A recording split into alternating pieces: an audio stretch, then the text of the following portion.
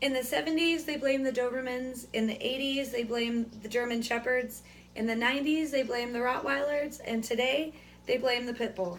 The media has led you to believe that Pit Bulls are an aggressive breed of dog. They were bred to be big, strong, powerful dogs, so every time something goes wrong, it's an easy outlet for the media to get some attention. In reality, Pit Bulls aren't the only dogs attacking people, they're just the ones that you hear about on the news. Pit Bulls are not overly aggressive dogs, and they should not be considered an aggressive breed. The history of the Pit Bull goes way back. They were originally bred for bull baiting, which is where the dog would bite the bull on the nose and not let go, just so the man castrating the bull wouldn't get hurt. This later turned into sport where the pit bull and the bull were put into a pit where they would fight. This is also where the name the pit bull comes from. They were used on the farms to pull horses and cattle out of mud and to help the hunters flush the animals out of the brush when they went hunting. In England, they were known as the nanny dogs because they were so calm and passive with the children, but were also excellent protectors. There have been many famous pit bulls over the years, including the dog from the Little Rascals. Helen Keller had a pit bull named Sir Thomas, and the most highly decorated military dog of all time was actually a pit bull named Sergeant Stubby. Like any other breed, pit bulls go through a temperament test. This is a test designed to see how good a dog's temperament is in everyday situations, around kids, and around strangers. The American Temperament Testing Society explains their testing as a test that focuses on and measures different aspects of temperament such as stability, shyness, aggressiveness, and friendliness, as well as the dog's instinct for protectiveness towards its handler and or self-preservation in the face of threat. The results of these tests are a percentage based on how many dogs they test according to the number.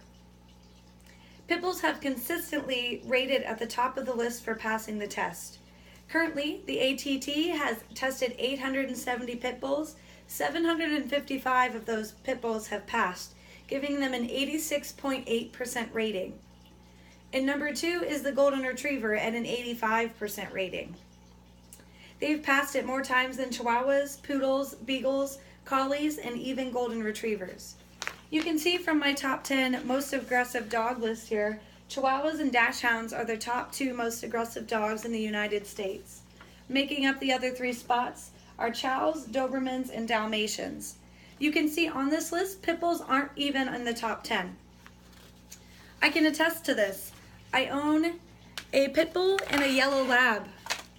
My pit bull is the most sweet dog that I have ever owned, and my yellow lab is actually very protective and can become aggressive if he feels as if I'm threatened. My pit bull's name is Penny. She is 3 years old, and even though she is 85 pounds and she looks like a tank, she is by far the most sweet dog I have ever owned.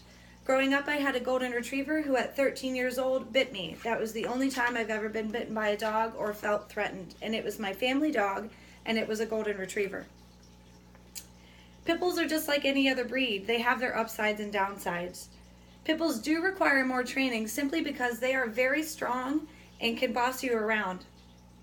Controlling them is imperative just in case something goes wrong, but they also need to learn to respect you. Many people want the look of a big, strong, media attention dog just to have that fright, but they don't want to put the time and effort into training the dog properly. Just like with any other breed, pit bulls can be used for destruction. Because of this, unfortunately, this is why that they are used for dog fighting. Cesar Millan, the dog whisperer on the Animal Planet, says it best when he states that there is no such thing as a problem breed. However, there is no shortage of problem owners. Pit bulls are just another dog breed. The history of the pit bull and their muscular build gives them a perfect target for the media to make you think that they are aggressive killing machines. This isn't the case at all, however.